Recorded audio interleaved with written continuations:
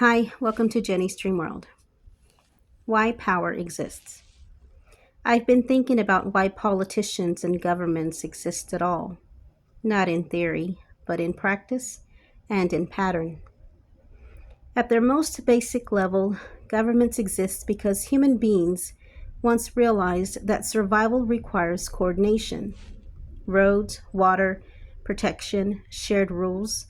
Structure was necessary to prevent chaos.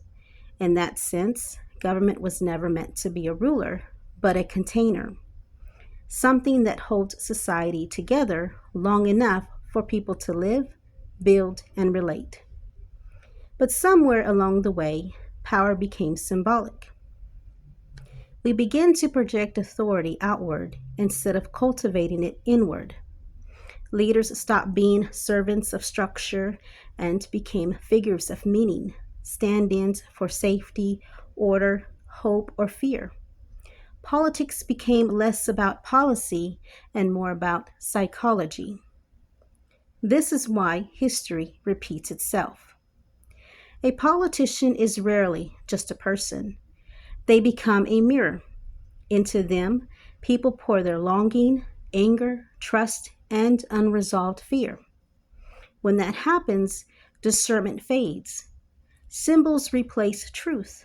Movements form around emotion rather than understanding.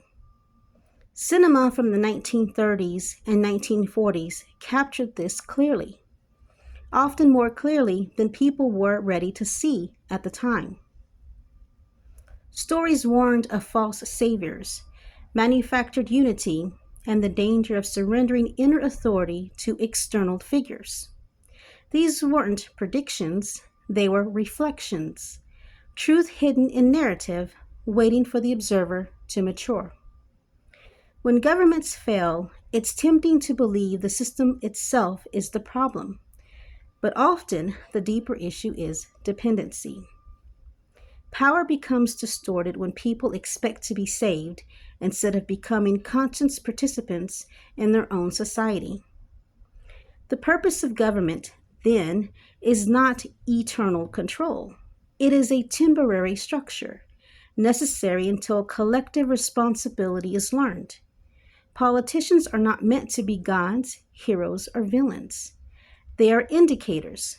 They reveal where fear still governs, where discernment is missing, and where inner authority has been abandoned. Seen this way, even corruption teaches, not because it is good, but because it shows us what happens when power is misunderstood. Perhaps the real question isn't why governments exist, but when humanity will no longer need to project meaning onto them. Until then, the pattern continues quietly, visibly, and always in plain sight. Thank you.